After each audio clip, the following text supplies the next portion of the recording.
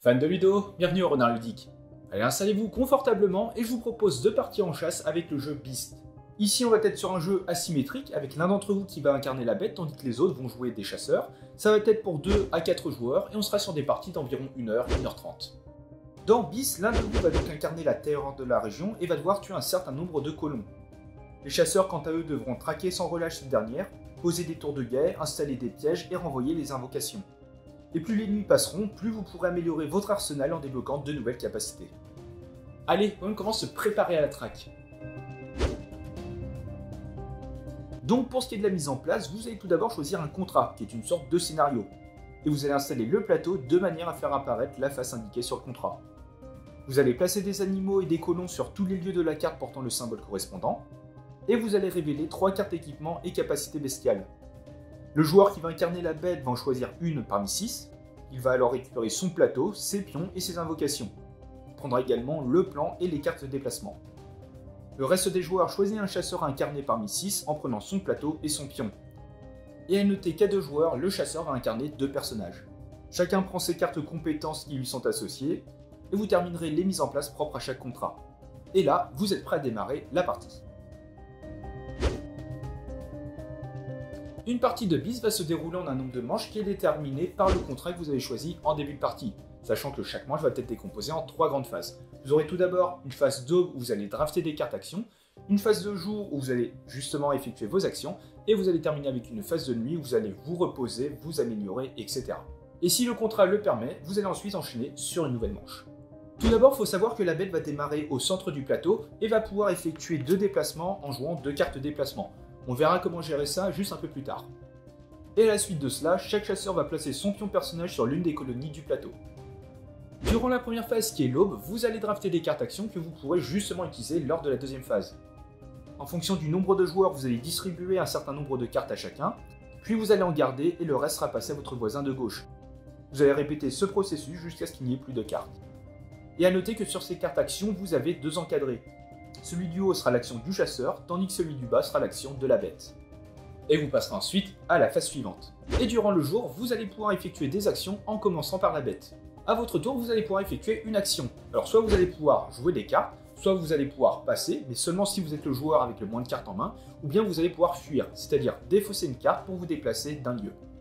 Si vous décidez de jouer des cartes, vous pourrez en jouer jusqu'à un maximum d'une partie dans n'importe quel ordre, donc jusqu'à un maximum de 2.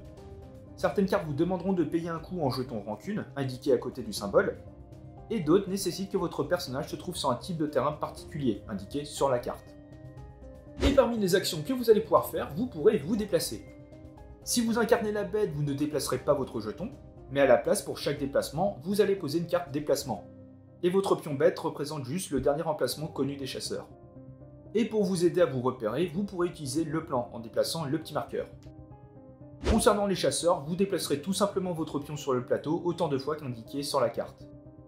Et dès qu'un chasseur arrive ou passe sur un lieu où la bête vient de passer ou se trouve actuellement, c'est-à-dire que la position du chasseur correspond à l'une des cartes déplacement en cours de la bête doit placer un jeton empreinte sur ce lieu. Et attention, la carte déplacement immobile fait exception à la règle, et vous ne placerez donc pas de jeton empreinte. Lorsque la bête souhaite attaquer ou bien qu'un chasseur cherche la bête dans son lieu et qu'elle s'y trouve, la bête doit se révéler. Pour cela, vous allez révéler toutes les cartes de son déplacement en cours et les défausser en retirant les jetons empreintes du plateau, et vous placerez ensuite le pion sur le lieu en question. Et bien sûr, si les chasseurs cherchent au mauvais endroit, la bête reste cachée. Si vous faites une action d'attaque, vous allez pouvoir infliger une blessure. Et dès que les points de vie d'un personnage tombent à 0, alors chasseur, bête, colon ou animaux, ce dernier meurt et son pion est retiré du plateau. Les chasseurs ne pourront attaquer que la bête si elle est révélée et les invocations. Les invocations qu'on va voir par la suite vont pouvoir attaquer un peu tout le monde, donc les chasseurs, les colons, les animaux, etc.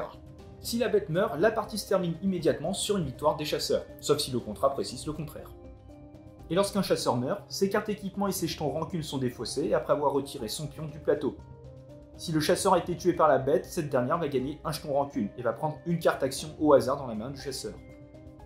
Mais pas de panique, le chasseur va pouvoir ressusciter lors de la phase nuit. Et je reviens assez rapidement sur les invocations qui ont toutes un point de vie. Faut savoir que la bête pourra en faire pour l'aider dans ses tâches. Lorsque vous faites une action comportant ce symbole, vous allez pouvoir soit placer une invocation, soit toutes les activer. Si vous en avez placé une, elle devra être positionnée jusqu'à un maximum de 2 lieux de votre position. Mais attention, chaque type d'invocation doit être placé sur un terrain spécifique. Et si vous décidez de les activer, elles pourront soit se déplacer une fois, attaquer et infliger une blessure, ou bien utiliser sa capacité spécifique indiquée sur le plateau bête. Et certaines cartes vous proposeront de positionner une tour de guet que vous allez placer sur votre position. Tant que vous êtes dessus, vous allez révéler toutes les empreintes éventuelles de la bête sur les lieux adjacents, reliés par un chemin. Faut savoir que les tours de guet ont qu'un seul point de vie et peuvent être attaquées par la bête ou bien les invocations. Et dès que tous les joueurs ont passé consécutivement, vous allez passer à la dernière phase, qui est la phase nuit, et où vous aurez un certain nombre d'étapes à suivre. Tout d'abord, vous allez potentiellement gagner les récompenses du contrat, si vous avez atteint l'objectif demandé. Celle de la bête se trouve à gauche, et celle des chasseurs se trouve à droite. Parfois, vous allez pouvoir gagner des pouvoirs des anciens, des équipements, des capacités spéciales, ou bien des améliorations. Chaque pouvoir ancien va vous permettre d'infliger une blessure supplémentaire lors d'une attaque de votre choix, et vous devrez cependant annoncer si vous utilisez un ou plusieurs pouvoirs anciens avant de lancer votre attaque. Concernant les cartes équipements, lorsque vous en gagnez un, vous pourrez soit prendre l'une des cartes visibles, ou bien la première carte de la pioche. Les équipements ne sont utilisables qu'une seule fois. Parmi les équipements, vous allez pouvoir retrouver des pièges. Si vous voulez en installer, vous devrez payer le coût et choisir un secteur et un jeton terrain que vous allez montrer aux autres chasseurs. Vous allez placer la carte face cachée sur l'emplacement piège associé au secteur, et vous allez placer le jeton face cachée. Et lorsque la bête se révèle dans un secteur contenant un piège et que la position de la bête correspond au jeton, le piège se déclenche. Vous allez révéler la carte et appliquer les effets avant de défausser la carte et les jetons. A noter qu'un piège se résout avant l'attaque de la bête.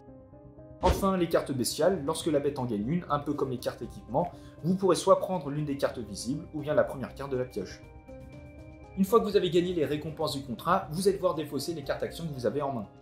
Vous allez également défausser les cartes équipement et capacités bestiales visibles pour en piocher 3 nouvelles. Et vous allez reprendre vos cartes compétences en main. Vous allez retirer les blessures des animaux, des colons et des tours de guet. Si un chasseur est mort, il va alors se soigner complètement et vous allez le replacer sur une colonie de votre choix. Enfin, en commençant par la bête suivie des chasseurs, vous allez pouvoir acheter des améliorations. Les coups en rancune sont indiqués sur les plateaux. A noter que les améliorations en jaune ne s'activent qu'une seule fois lors de son déblocage, et les améliorations en rouge, au contraire, sont actives jusqu'à la fin de la partie. Et si la partie n'est pas terminée, vous allez débuter une nouvelle manche, jusqu'à arriver sur une condition victoire indiquée sur le contrat.